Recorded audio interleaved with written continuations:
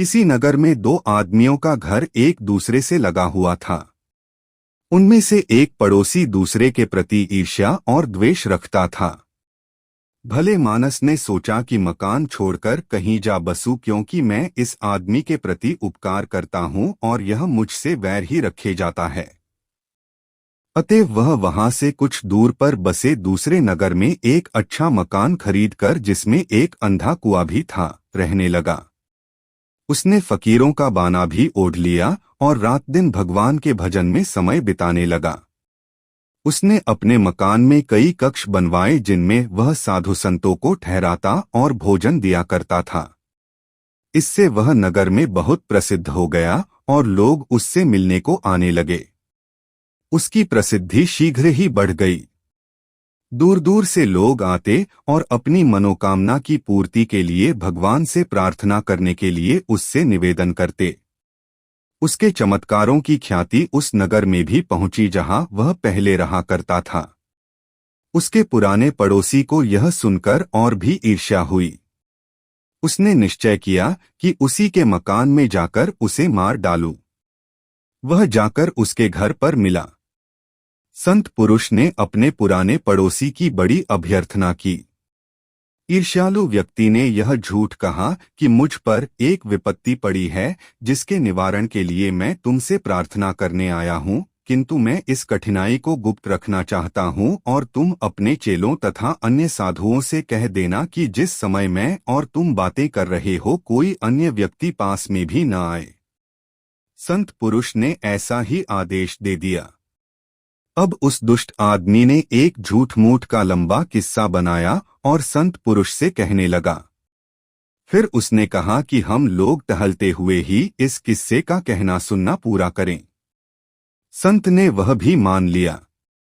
बात करते करते जब वे कुएं के पास आए तो दुष्ट मनुष्य ने संत को अचानक धक्का देकर कुएं में गिरा दिया और स्वयं चुपके से मकान से चलकर भाग खड़ा हुआ।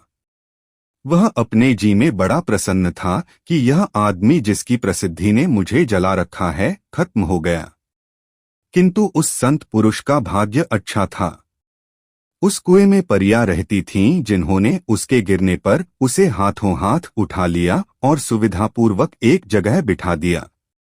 उसे चोट नहीं आई, लेकिन परियां उसकी दृष्टि से ओझल ही रहीं। वह संत पुरुष सोचने लगा कि इस दशा में मुझे लाने में भगवान की कुछ कृपा ही होगी। थोड़ी देर में उसे ऐसी आवाजें सुनाई देने लगीं जैसे दो आदमी आपस में बातें करते हों। एक ने कहा, तुम्हें मालूम है कि यह आदमी कौन है? दूसरे ने कहा, मुझे नहीं मालूम। पहले ने कहा, मैं तुम्हें इसका हाल बताता हूँ। यह अत्यंत सच्चरित्र और शीलवान व्यक्ति है। इसने अपना नगर छोड़कर यहाँ रहना इसलिए शुरू किया कि इसे वहाँ अपने पड़ोसी से, जो इससे जलता था, उलझना न पड़े। इस नगर में ईश्वर की दया से इसकी ख्याति बहुत बढ़ गई। इस ख्याति के कारण इसका पुराना पड़ोसी और भी जला और उसने इसे मार डालने का इरादा कर लिया। वह इसके घर आया और इसे बहाने से यहाँ लाकर कुएं में गिरा दिया। यदि हम लोग इसकी सहायता न करते तो यह मर ही जाता। पहले ने कहा, अब इसका क्या होगा? दूसरा बोला, सब अच्छा होगा। कल इस नगर का बादशाह इसके पास आकर इससे निवेदन करेगा कि यह उस बादशाह की पुत्री के स्वास्थ्य के लिए भगवान से प्रार्थना करे। पहले ने कहा, राजकुमारी को क्या रोग है? दूसरे ने कहा, राजकुमारी पर मैमून नामक जिन्न का पुत्र दिन दिन आसक्त है और वही उसके सिर पर चढ़ा रहता है, जिससे राजकुमारी हमेशा बीमार और बदहवास रहती है। उसके हटाने का उपाय बड़ा सरल है। इस संत के घर में एक काली बिल्ली है, जिसकी पूंछ की जड़ के पास एक श्वेत हिस्सा है। इस संत को चाहिए कि उस श्वेत भाग से 7 बाल उखाड़कर अपने पास रखे। जब शहजादी इसके पास लाई जाए तो इसे चाहिए कि वे बाल आग में जलाकर उनका धुआं शहजादी की नाक में पहुंचा दे। इससे वह निरोग हो जाएगी और आगे भी दिन दिन कभी उनके पास नहीं फटकेगा। संत पुरुष ने परियों और उनके साथियों को यह बातचीत सुनकर भली प्रकार याद रखी। रात भर वह कुएं में रहा। सवेरे जब उजाला हुआ तो उसने देखा कि कुएं की दीवार में ऊपर से नीचे तक मुखे बने हुए हैं। वह उनके सहारे थोड़ी ही देर में ऊपर आ गया। उसके शिष्य और भक्त जो रात भर उसे खोजते रहे थे, उसे देखकर अत्यंत प्रसन्न हुए। उसने उनसे कहा कि मैं संयोगवश कुएं में गिर गया था, लेकिन मुझे चोट नहीं आई। फिर वह अपने घर में आकर बैठ गया। थोड़ी ही देर में काली बिल्ली घूमती फिरती उसके पास से निकली। संत पुरुष को कुएं में सुनी बातें याद थीं, इसलिए उसने बिल्ली को पकड़कर उसकी खाल के श्वेत भाग से 7 बाल उखाड़ लिए और अपने पास रखे। कुछ काल के पश्चात नगर का बादशाह वहां आया। उसने अपनी सैनिक टुकड़ी बाहर छोड़ी और कुछ सरदारों के साथ मकान के अंदर आ गया। संत पुरुष ने आदरपूर्वक उसका स्वागत किया। बादशाह ने कहा, हे योगीराज, आप तो सबके दिलों का हाल जानते हैं। आप तो समझ ही गए होंगे कि मैं क्यों यहाँ आया हूँ। संत पुरुष ने कहा, शायद आपकी बेटी अस्वस्थ है और उसके स्वास्थ्य लाभ की आशा ही से आपने मुझ अकिंचन की कुटिया को पवित्र किया है। बादशाह ने कहा, आपने बिल्कुल ठीक कहा, मैं इसी कारण यहाँ आया हूँ। अगर आपके आशीर्वाद से मेरी बेटी स्वस्थ हो जाए तो मेरी सबसे बड़ी चिंता दूर हो जाए। संत पुरुष ने उत्तर दिया, आप अपनी बेटी को यहीं बुलवा लें। मैं भगवान से प्रार्थना करूंगा कि वह स्वस्थ हो जाए और आशा है कि मेरी प्रार्थना स्वीकार होगी। बादशाह यह सुनकर अत्यंत प्रसन्न हुआ। उसके आदेश पर राजकुमारी को उसकी सेविकाओं के साथ वहां ले आया गया। शहजादी का चेहरा चादर से अच्छी तरह ढका हुआ था ताकि उसे कोई देख न सके। संत पुरुष ने नीचे से चादर का इतना भाग उठाया कि नीचे रखी हुई अंगीठी से उठने वाला धुआं बाहर न जाए। फिर उसने 7 बाल अंगीठी में डाले। धुएं का राजकुमारी की नाक में पहुंचना था कि मैमून जिन्न का बेटा दिमदिम बड़े जोर से चिल्लाया और तुरंत भाग गया। जिन्न के जाते ही शहजादी होश में आ गई। वहां संभल कर बैठ गई और अपने को भली भांति छिपाकर पूछने लगी कि मैं कहाँ हूँ और यहाँ मुझे कौन लाया है।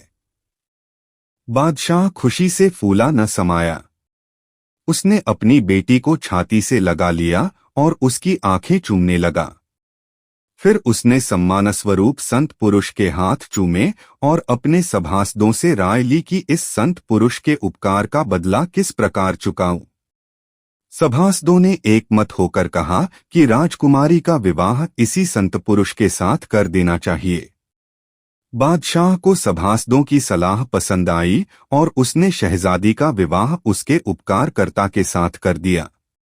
कुछ दिनों बाद बादशाह का प्रमुख अंग मंत्री मर गया और बादशाह ने उसकी जगह अपने दामाद को नियुक्त कर दिया। इसके कुछ समय बाद बादशाह मर गया और चूंकि उस राजकुमारी के अतिरिक्त बादशाह के और कोई संतान नहीं थी, अतएव सभी सभासदों और सामंतों की सहमति से उसका दामाद ही राज्य का अधिकारी और नया बादशाह बन गया। एक दिन वह अपने सरदारों के साथ कहीं जा रहा था कि कुछ दूरी पर उसे अपना पुराना शत्रु दिखाई दिया।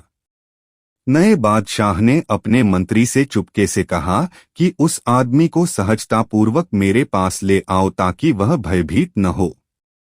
बादशाह ने उससे कहा, मेरे मित्र, तुम्हें इतने दिनों बाद देखकर प्रसन्न हुआ हूँ। तुमने मुझे पहचाना। वह दुष्ट उसे पहचान कर थरथर कांपने लगा, किंतु बादशाह तो संत पुरुष ही था। उसने उसे 1000 अशर्फिया और कीमती कपड़ों की 20 गांठें भेंट में देकर उसे सुरक्षापूर्वक उसके घर पहुंचा दिया।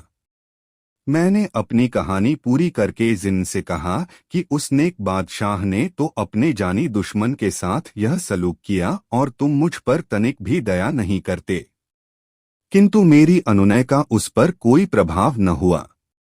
उसने कहा, मैं तुझे जान से नहीं मार रहा हूँ, लेकिन दंड दिए बगैर नहीं छोड़ूंगा। अब मेरा जादू का खेल देख। यह कहकर उसने मुझे पकड़ा और मुझे लेकर आकाश में इतना ऊंचा उड़ गया कि वहां से पृथ्वी एक बादल के टुकड़े जैसी लगती थी। फिर एक क्षण ही में मुझे एक ऊंचे पर्वत के शिखर पर ले गया। वहां उसने एक मुट्ठी मिट्टी उठाकर उस पर कोई मंत्र पढ़ा और बंदर हो जा कहकर वह मिट्टी मेरे ऊपर छिड़क दी और गायब हो गया। मैं अपने को बंदर के रूप में पाकर अत्यंत दुखित हुआ। मुझे यह भी मालूम न था कि मैं कहाँ हूँ और वहां से मेरा देश किस दिशा में और कितनी दूर है। खैर मैं धीरे धीरे पहाड़ से उतरकर मैदान में आया और वहां भी मैंने सारा प्रदेश निर्जन देखा। अटकल से एक ओर को चलने लगा। एक मास के अंत में मैं समुद्र तट पर पहुंच गया। समुद्र बिल्कुल शांत था और तट से कुछ दूरी पर एक जहाज लंगर डाले खड़ा था। मैंने जहाज पर जाना ही उचित समझा। किनारे के एक पेड़ से दो टहनियां तोड़ी और उन्हीं के सहारे तैरता हुआ जहाज पर पहुंच गया। जहाज की रस्सी के सहारे मैं जहाज के अंदर पहुंच गया। जहाज में सवार लोग मुझे देखकर बड़े आश्चर्य में पड़े कि जहाज में बंदर कैसे आ गया। वे लोग मेरे आगमन को अपशकुन समझे और मेरा वध करने की बात करने लगे। एक ने कहा, अभी लठ लाकर इसका सर फोड़ देता हूं।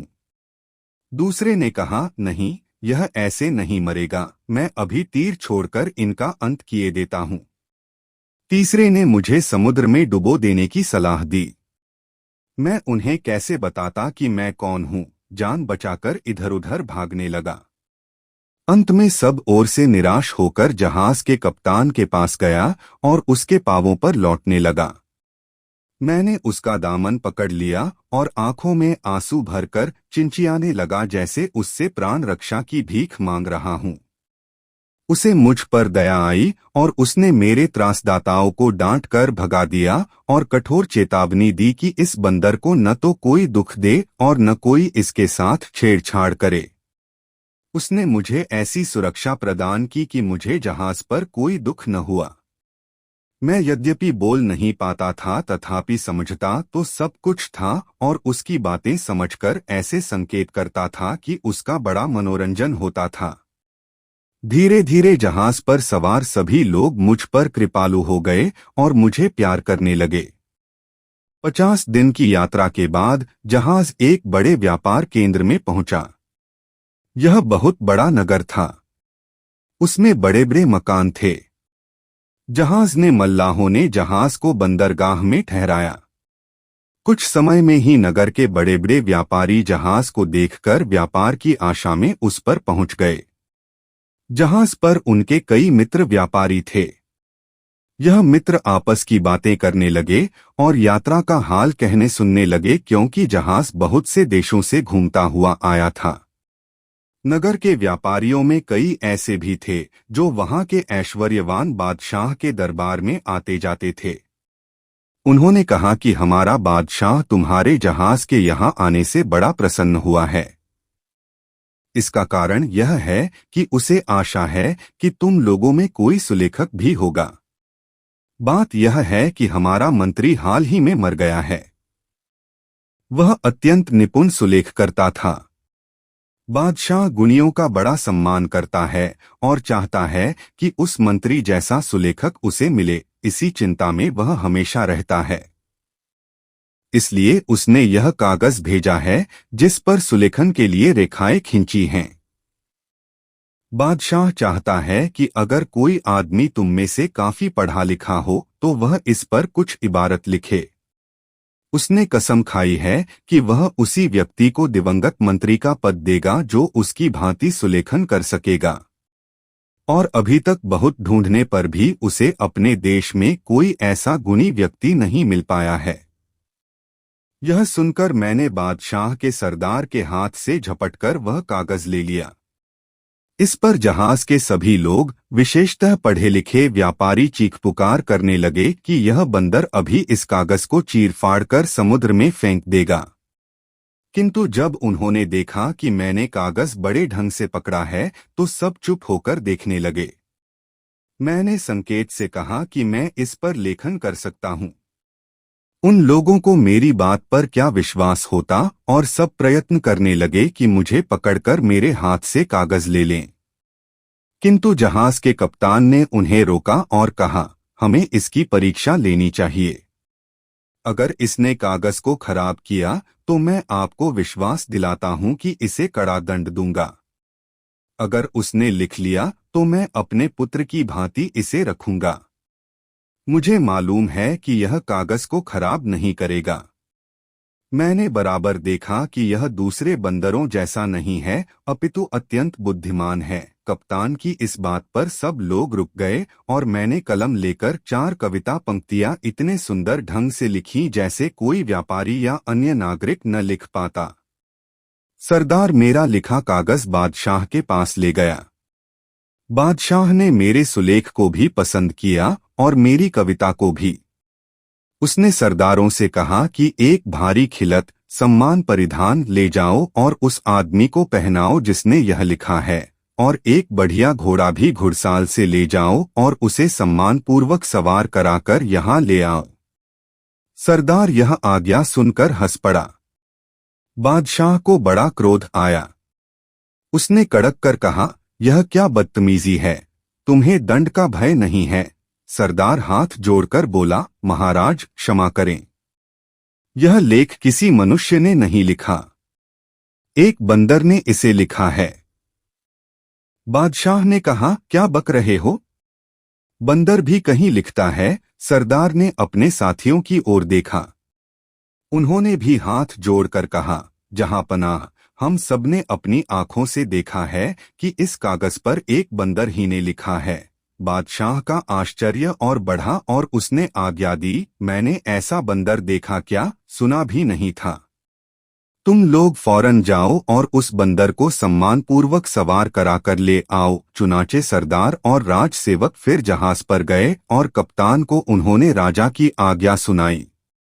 कप्तान मुझे भेजने को सहर्ष तैयार हो गया। उसने मुझे जरी के वस्त्र पहनाए और किनारे पर ले आया। वहां से घोड़े पर बैठकर राजमहल को चल दिया।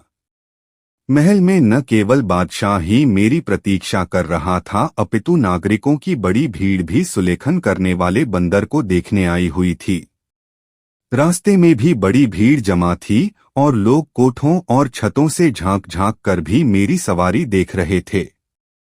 सब लोग आश्चर्य कर रहे थे कि बादशाह ने एक बंदर को मंत्रिपद संभालने को बुलाया है। कुछ लोग इस बात पर हंस रहे थे और बादशाह का मजाक भी उड़ा रहे थे। मैं दरबार में पहुंचा तो देखा कि बादशाह सिंहासन पर बैठा है और सभासद और सरदार अपनी अपनी जगह खड़े हैं। मैंने दरबार के शिष्टाचार के अनुसार 3 बार कोर्निश भूमि तक हाथ ले जाकर प्रणाम करना की और एक और अदब से खड़ा हो गया। सभी उपस्थित जन मेरे इस व्यवहार को देखकर आश्चर्य में पड़ गए कि बंदर ऐसा शिष्टाचार कैसे कर रहा है। खुद बादशाह को भी मेरी चाल ढाल देखकर बड़ा आश्चर्य हो रहा था। कुछ देर में दरबार बर्खास्त हुआ। बादशाह के पास केवल मैं और उसका एक वृद्ध अधिकारी रह गए। हम दोनों बादशाह के आदेश पर उसके साथ महल के अंदर गए। बादशाह ने शाही भोजन मंगवाया और मुझे खाने का इशारा किया। मैं बड़ी तमीज के साथ खाना खाने लगा। जब भोजन समाप्त हुआ और बर्तन उठा लिए गए तो मैंने कलमदान की ओर संकेत किया। कलमदान मेरे पास लाया गया तो मैंने कुछ काव्य पंक्तियां बादशाह को धन्यवाद देते हुए रचीं और उन्हें सुंदर ढंग से कागज पर लिख दिया। बादशाह को यह देखकर आश्चर्य और प्रसन्नता और अधिक हुई। उसने मुझे एक पात्र मदिरा से भरकर दिलवाया। उसे पीकर मैंने एक और कविता अपने दुर्भाग्य के बाद मिलने वाले सौभाग्य के संबंध में लिख दी। अब बादशाह ने शतरंज मंगाई और इशारे से पूछा कि क्या इसे खेल सकते हो। मैंने स्वीकारात्मक रूप से अपने सिर पर हाथ रखा। पहली बाजी बादशाह ने जीती और दूसरी और तीसरी मैंने जीत ली। बादशाह को इस पर झुंझलाहट होने लगी कि वह एक बंदर से हार गया। मैंने फिर एक काव्य रचकर कागज पर लिख दिया जिसका आशय था कि 2 योद्धा दिन भर आपस में युद्ध करके शाम को मित्र बन जाते हैं और रात को युद्ध भूमि में सोते रहते हैं। इस बात से बादशाह का आश्चर्य अत्यधिक बढ़ गया। उसने सोचा कि ऐसा बंदर जो मनुष्य से बढ़कर बुद्धिमत्ता और हाजिर जवाबी प्रदर्शित करे कभी देखा सुना नहीं गया। उसने यह बात अपने सभासदों से कही तो उन्होंने उसका समर्थन किया। अब बादशाह ने चाहा कि मुझे अपनी रानी और अपनी पुत्री को भी दिखा दे। उसने खोजों के सरदार को आज्ञा दी कि आदमियों को हटाकर बेगम साहबा और शहजादी को यहाँ ले आओ। बेगम तो साधारण रूप से आई, लेकिन शहजादी ने जो मुंह खोले आई थी, मुझे देखकर नकाब डाल लिया और बाप से बिगड़कर बोली कि आपको क्या हो गया है कि अपरिचित पुरुष के सामने मुझे मुंह खोले हुए बुला लिया। बादशाह ने कहा, तुम्हारे होशवास तो ठिकाने हैं? यहाँ कौन मर्द है सिवाय मेरे? और मैं तुम्हारा बाप हूँ, मेरे सामने तो तुम्हें मुंह खोलकर आना चाहिए।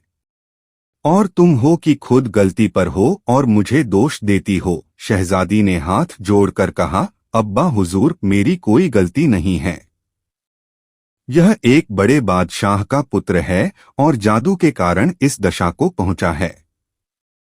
इब्लीस के देवते ने, जो एक शक्तिशाली जिन्न है, पहले आबनूस के द्वीप के बादशाह अबू तैमुरस की बेटी की हत्या कर दी, फिर इस शहजादे को अपने जादू से बंदर बना दिया। बादशाह को यह सुनकर बड़ा आश्चर्य हुआ। उसने मुझसे पूछा कि क्या यह बात ठीक है? मैंने सर पर हाथ रखकर इशारे से कहा कि शहजादी ने जो कुछ कहा है बिल्कुल ठीक कहा है।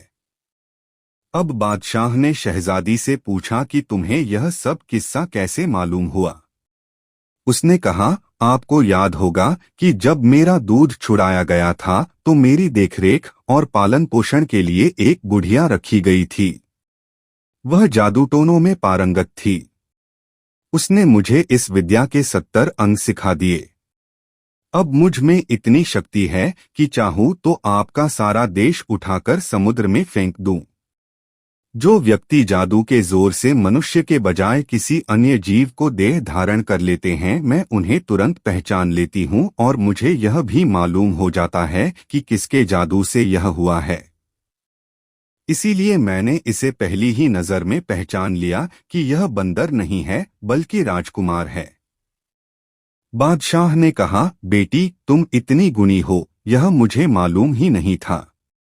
लेकिन क्या तुम में इतनी शक्ति भी है कि इसे अपनी पहली देह में दोबारा पहुंचा दो? राजकुमारी ने, जिसका नाम मलिका हसन था, कहा, निःसंदेह मुझ में ऐसी शक्ति है। बादशाह ने कहा, अगर तुमने ऐसा किया तो मैं तुम्हारा बड़ा आभार मानूंगा और इस राजकुमार को अपना मंत्री बनाकर तुम्हारे साथ इसका विवाह कर दूंगा।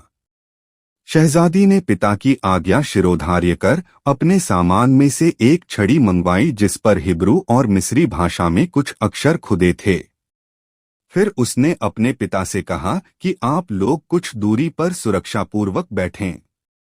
हम लोगों ने ऐसा किया तो शहजादी ने कक्ष की भूमि पर छड़ी से एक बड़ा गोला खींचा और हिब्रू और मिस्री भाषाओं के कुछ मंत्र पढ़ने लगी। इसके पश्चात वह घेरे के अंदर चली गई और कुरान शरीफ की कुछ आयतों का पाठ आरंभ कर दिया। कुछ ही देर में घटाटोप अंधेरा छा गया। हमें मालूम हो रहा था जैसे प्रलय काल ही आ गया है। हम लोग क्षण प्रतिक्षण भयभीत होते जा रहे थे। इतने में हमने देखा कि इब्लीस का देवता जिन्न एक शेर के रूप में गरजता हुआ आ गया। शहजादी ने कहा, दुष्ट, तुझे चाहिए था कि मेरे बुलाने पर मेरे पास विनयपूर्वक आता। तेरी यह हिम्मत कि मुझे डराने को यह रूप रख कर आया है। शेर बोला, मनुष्यों और जिन्नों में समझौता हुआ था कि एक दूसरे के मामलों में दखल न देंगे, तूने उस समझौते को तोड़ा है। शहजादी बोली, तूने पहले वह समझौता तोड़ा है। शेर ने गरज के कहा कि तेरी इस गुस्ताखी का मजा चखाता हूं जो तूने मुझे यहाँ आने की तकलीफ देकर की है। यह कहकर वह मुंह फाड़कर शहजादी की ओर झपटा। वह होशियार थी, उछलकर पीछे हट गई और अपने सिर से एक बाल उखाड़ा और उसे मंत्र करके फेंक दिया। वह बाल तलवार बन गया और उसने शेर के धड़ के 2 टुकड़े कर दिए। लेकिन यह टुकड़े गायब हो गए और सिर्फ सिर रह गया जो बिच्छू बन गया। अब शहजादी ने सांप का रूप धारण किया और उस पर टूट पड़ी। बिच्छू थोड़ी ही देर में घबराकर पक्षी बन गया और आसमान में उड़ गया। शहजादी भी उकाब बनकर उसके पीछे पड़ गई। उड़ते उड़ते दोनों हमारी दृष्टि से छुप गए। कुछ ही देर में हमारे सामने की भूमि फट गई और उसमें से दो बिल्लियां लड़ती हुई निकलीं, एक काली थी दूसरी सफेद। कुछ देर तक वे दुम खड़ी करके चीखती रहीं, फिर काली बिल्ली भेड़िया बनकर सफेद बिल्ली पर झपटी। सफेद बिल्ली कोई उपाय न देखकर कीड़ा बन गई और तुरंत एक पेड़ पर चढ़कर उसमें लटके अनार के अंदर घुस गई। वह अनार बढ़ने लगा और बढ़ते बढ़ते एक घड़े का आकार का हो गया। फिर वह पेड़ से अलग हो गया और हवा में इधर उधर लहराने लगा। कुछ देर में वह अनार जमीन पर गिरकर फट गया और उसके टुकड़े इधर उधर बिखर गए। उसमें से सैकड़ों दाने पृथ्वी पर गिरकर फैल गए। अब वह भेड़िया तुरंत एक मुर्गा बन गया और उसने अनार के बिखरे हुए दानों को जल्दी जल्दी चुनना शुरू कर दिया। जब वह सारे दाने खा चुका तो हम लोगों के पास आया और जोर से बांग देने लगा, जैसे पूछता हो कि कोई दाना रह तो नहीं गया। वह स्वयं भी इधर उधर दौड़कर देखने लगा। एक दाना नहर के किनारे पड़ा था। मुर्गा दौड़ा कि उसे भी खा ले, लेकिन वह दाना लुढ़कता हुआ नहर में गिर गया। नहर में गिरकर वह दाना मछली बन गया। मुर्गा भी उसके पीछे नहर में कूद गया। कुछ देर तक दोनों आंखों से ओझल रहे, फिर बड़े जोर की चीख पुकार हुई जिससे हम लोग बहुत डर गए। फिर देखा कि जिन्न और शहजादी दोनों अग्निपुंज हो गए हैं और एक दूसरे की ओर लपटें फेंक रहे हैं, जैसे कि आपस में लड़ाई कर रहे हों। ऐसा मालूम होता था कि हर तरफ आग ही आग फैली है। हम इस डर से कांपने लगे कि यह आग हमें तो क्या सारे देश को भूनकर रख देगी। इससे भी भयानक एक समय आया जब जिन्न शहजादी से लड़ना छोड़कर हमारी ओर झपटा और हमारी ओर लपटें फेंकने लगा। लेकिन शहजादी भी झपट कर आई। उसने जिन्न को दूर हटा दिया और हमें और सुरक्षित स्थान पर कर दिया। फिर भी इतनी देर में खोजा जलकर भस्म हो गया। बादशाह का मुंह झुलस गया और मेरी दाईं आंख में एक चिंगारी पड़ गई, जिससे मेरी वह आंख फूट गई। इतने में हम लोगों ने बड़ी जोर का जयघोष सुना। शहजादी मलिका हसन अपने साधारण शरीर में आ गई और जिन्न राख का ढेर होकर दिखाई देने लगा। फिर शहजादी ने एक गुलाम से पानी मंगवाया और उसे अभिमंत्रित कर मुझ पर छिड़का और बोली, अगर तू जादू के जोर से बंदर बना है तो फिर से अपनी पहली काया में आ जा और पहले की तरह मनुष्य बन जा। उसके इतना कहते ही मैं पहले जैसा बन गया।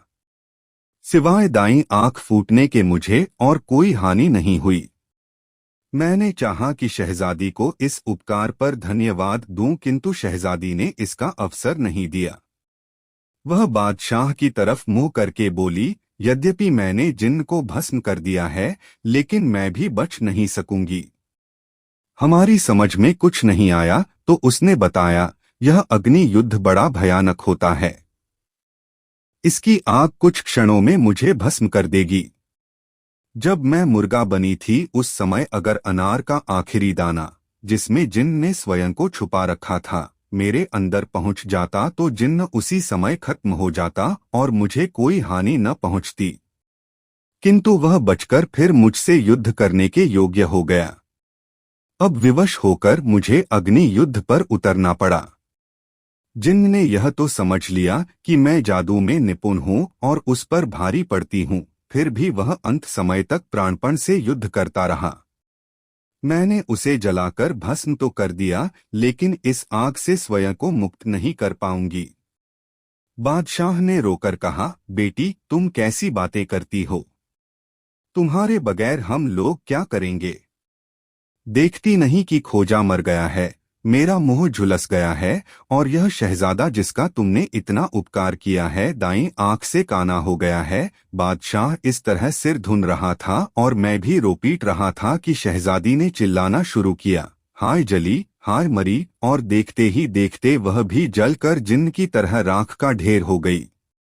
दूसरे फकीर ने आंसू बहाते हुए जुबैदा से कहा कि हे सुंदरी, उस समय मुझे जितना दुख हुआ वह वर्णन के बाहर है। मैं सोच रहा था कि अगर मैं बंदर तो क्या कुत्ता भी हो जाता और आजीवन वैसा ही रहता तो भी इस बात से अच्छी बात होती कि ऐसी गुणवती राजकुमारी जिसने मुझ पर इतना एहसान किया इस तरह जान से हाथ धोए। बादशाह भी अपनी बेटी के दुख में इतना रोया पीटा कि बेहोश हो गया। मुझे भय लगने लगा कि ऐसा न हो कि इस दारुण दुख से उसकी जान चली जाए। चारों ओर हाहाकार होने लगा और राजमहल में प्रलय का सा दृश्य उपस्थित हो गया। राजमहल के सारे सेवक और बादशाह के सरदार दौड़े आए और भांति भांति के यत्न करके उसे होश में लाए। मैंने सभी लोगों के आगे पूरा वृत्तांत रखा। फिर राजसेवक बादशाह को उठाकर उसके शयन कक्ष में ले गए।